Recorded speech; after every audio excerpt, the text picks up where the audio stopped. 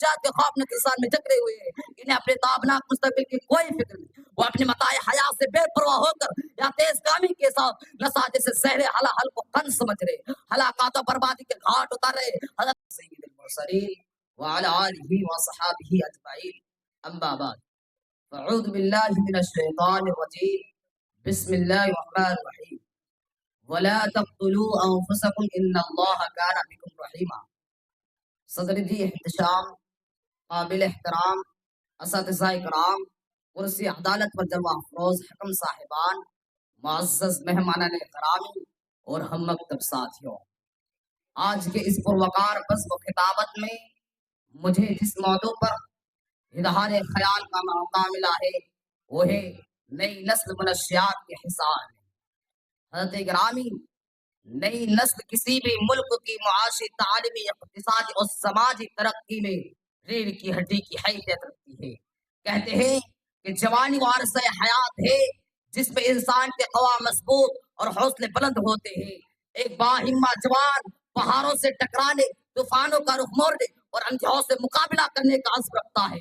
اسی لیے شاعر اسلام علامہ اقبال اور متعدد شعراء نے نئی نسلوں کو اپنی توقعات کا محور بنایا اور ان سے خطاب کرتے ہوئے ان کی ذمہ داریوں کا آگاہ کیا۔ ایک موقع پر علامہ اقبال مرحوم پریب سے یوں دعا کرتے ہیں، جوانوں کو میرے آہے سحر دے، جوانوں کو میرے آہے سحر دے، پھر ان شاہین بچوں کو بالوں پر دے، خدایا آرزو میری یہی ہے، خدایا آرزو میری یہی ہے، میرا نور بصیرت عام کر دے۔ حضرت گرامی، ہم اگر ماضی پر نظر دوڑائے تو اندازہ ہوگا ایک زمانہ تھا جب اسکولوں کالجوں میں کھیل کے میدان ہوتے تھے، جہاں کھیلوں کے مقابلے منعقد کیے جاتے تھے، اس میں طبقات کے بچے شامل ہوتے تھے۔ ان کھیلوں کے ذریعے صبر و تحمل، دور و دور مقابلہ کرنے کے جذبات پیدا ہوتے تھے۔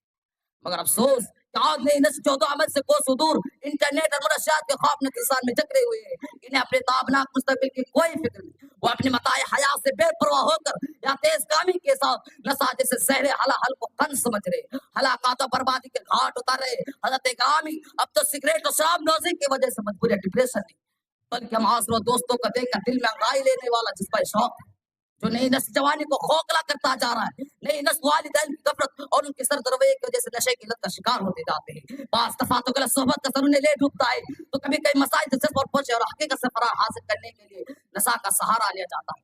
یہاں بھی دیکھا گیا ہے کہ نوجوان نسل فیشن کے طور پر نشہ و چیزوں کا استعمال کرتے ہیں۔ سامعین کرام، انسانی زندگی اللہ تعالیٰ کا عطیہ اور اس کی بلا قدر نعمت ہے جس کی قیمت فرد و بشر پایا ہے، اور اس کی حفاظت اور ہوش مند آدمی پر واجب ہے۔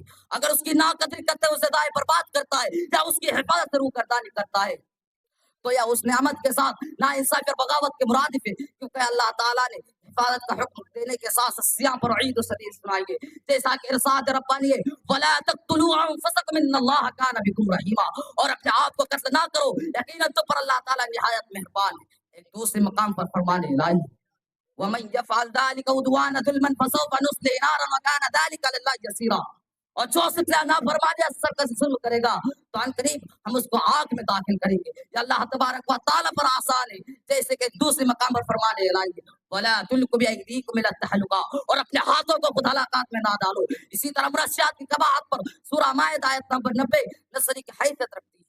ایک دوسرے مقام پر فرمانے لائیں یا ایھا الذین آمنوا انما الخمر والمیسر والانصاب والازلام رجس من عمل الشیطان فاجتنبوه لعلکم تفلحون۔ اے ایمان والو، بلا شبہ شراب اور جوا بت پاس سے گندے شیطانی کام ہے، سو ان سے بچتے رہو تاکہ تم فلاح پا جاؤ۔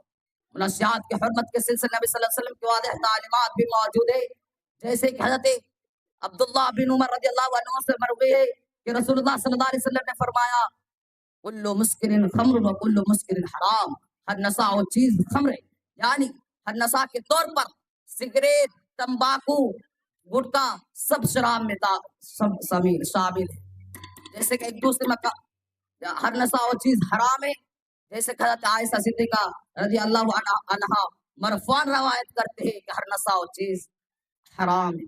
آخر میں اللہ رب العالمین سے دعا ہے کہ بارہلا ہم تمام مسلمان بھائیوں کو شراب کی لعنت سے بچائے، آمین، اور سننے سے زیادہ عمل کرنے کی توفیق دے۔